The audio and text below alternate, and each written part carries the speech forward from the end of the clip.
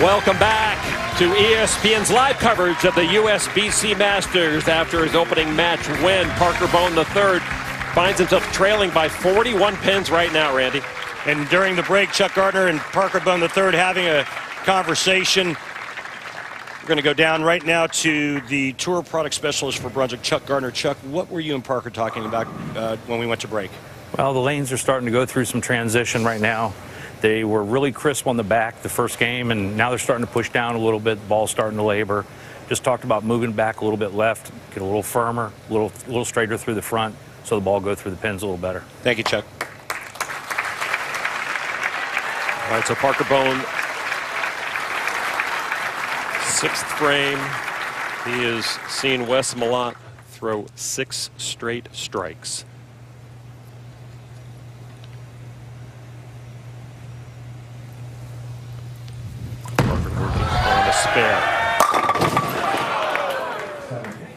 Well, after the first game when Parker shot 278 and it was all strikes except for 2-9 spares, he's got to feel like he's on an episode of Punk'd right now, because every ball now is just getting 9.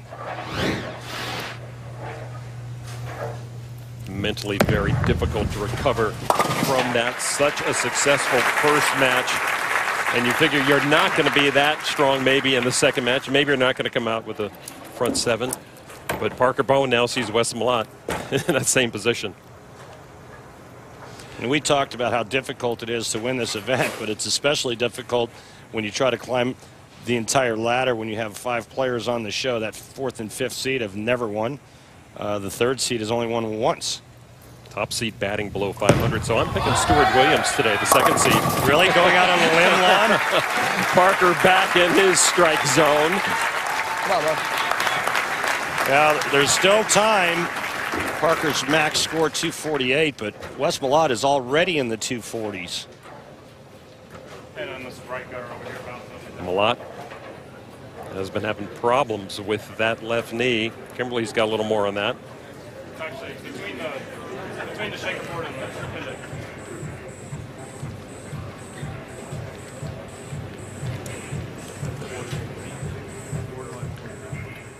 Wes has a torn meniscus that he first felt at the World Series of Bowling late last year, and it really flared up a winter swing in Detroit.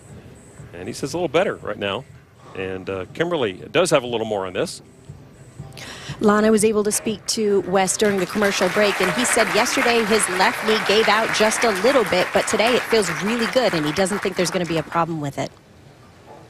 So far, so good, Randy. Yeah, he told us last night as well on that his left knee has actually felt pretty good. And for a man of this size, having a torn meniscus in that left slide knee, take it from a guy who's had 3 knee surgeries. I know what it's all about to have pain on that left knee. He's throwing the ball amazingly well. Perfect through 6. Wes Malot back on the approach. 10-pin. Well, that's a really nice shot coming out of commercial. He sat for a while. They had a pin in the back. You take a look at this footwork here, and I want you to watch this left knee. Not a lot of knee bend for a guy his size. He's got more upper body and waist tilt. I know you got some Three Stooges over here to back you up, but I know they're with me. That's all right. I got a couple in the back, too. These guys squaring off here about who's got all the support. All right, next week we're back to league action on ESPN. After 3 rounds, the New York City WTT Kingpins have emerged as a squad to beat, owned by tennis great Billie Jean King and led by PDW. Well, I love watching me some team bowling. The PBA League is so fun to watch. All looking to move into the league championships in Indianapolis later on. Also, we'll see Wes Malot and Jason Sterner bowl for the Don Carter Classic title in singles. But right now, Wes Malot with a major championship on his mind. Cleans up his first spare after striking in the first 6. So much pressure being put on that left knee.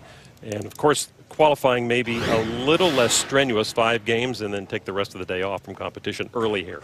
big, tall guy uses more upper body tilt than knee bend. And there's two ways to get down to the foul line when you're a tall player. You either bend your knee or you bend at the waist. Wes Malot does it bending at the waist. If he had more knee bend, he probably wouldn't be on this tour right now without getting his knee fixed. First 3 rounds of qualifying, as I alluded to, just 5 games from each player. Then they moved into match play. Wes says, hands off. Don't like that. He's letting Parker Bohn back in this match. Yeah, especially if he misses a 3-6-10. That ball checked on him, went through the nose, and a nice break, not leaving a split. Just the 3-6-10, but not the easiest spare to convert out here. Malot does open up, leaving that 10-pin. You called it, Randy.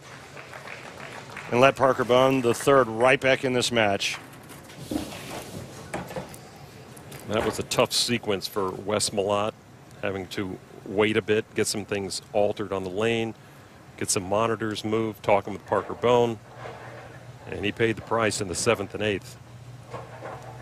Parker has only doubled once in this game, 3rd and 4th frame. He's had some carry issues. Working on a strike, though. There's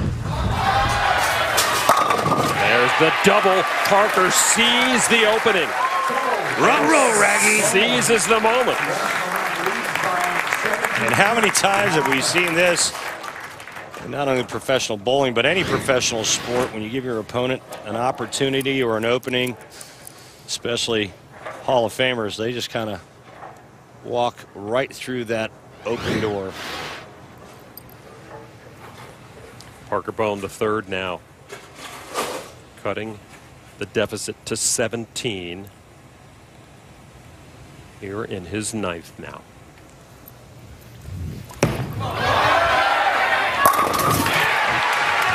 Parker Bohn, the third. That dude's bad to the bone. And he is letting everybody know about it once again. Now, no matter what Parker does, he can't shut out Wes Malot. Malot can still strike out 9th and 10th to shoot 255. Parker's best 248. But if Wes Malot doesn't strike on this ball, he could lose. Wes Malot knows that as well. Last time on this right lane, ringing 10, great shot out of commercial. Then he stepped up on the left lane and went through the nose, leaving the 3-6-10. Trying to keep his perfect streak alive against TV matches. And Parker Bohn, and there's a messy strike, but it counts. Well, that's why you put spin and rotation on a bowling ball, so you can carry stuff like that, and Wes Malot's got plenty of that. Now, what adjustment does he make here? First ball in the 10th frame. Educated guess coming up on the left lane. Big moment for Wes Malot, trying to chase down his first major championship as the 3rd seed here today. This is his first step, getting by Parker Bohn.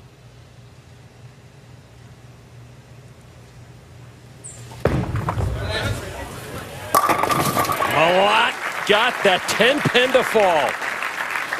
Well, you hear how quiet the crowd has got? I mean, Wes tried to get him pumped up. He said, yo, Pflugerville, right, early on. And I'm thinking to myself, Wes, these people are all pulling for Parker. The other guy. They're just being polite when they're clapping for your strike. As he carries that late 10, that was huge. Now, a strike here and good count on his fill shot. Wes Malot moves on. And there's nothing Parker Bohn can do about it right now. But Malot needs that strike right here. Strike in 4.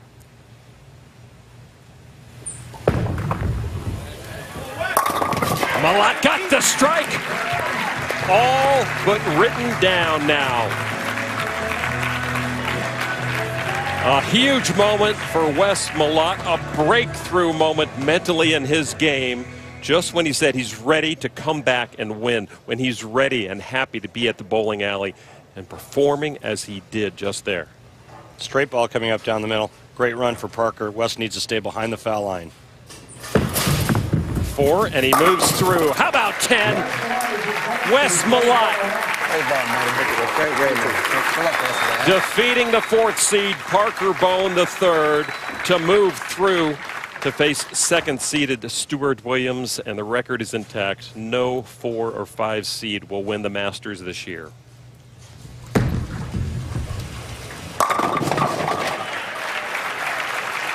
Parker Bohn III with a farewell gift to his hometown fans here as he closes out this match.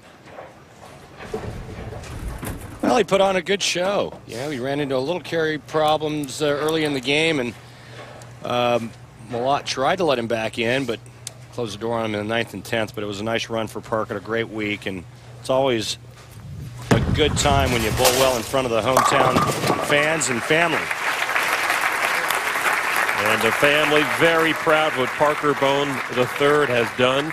They will not be back-to-back major winner this season in the PBA. You know, you're slipping. You're losing your average now.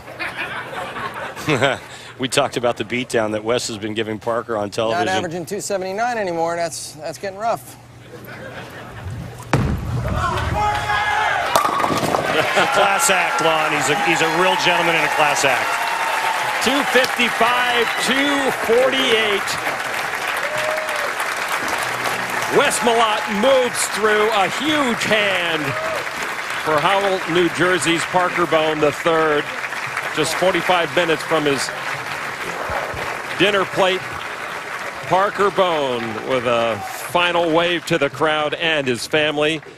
Coming up next, Wes Malot taking on Great Britain's Stuart Williams for the right to meet top-seeded Jason Belmonte. Come on back.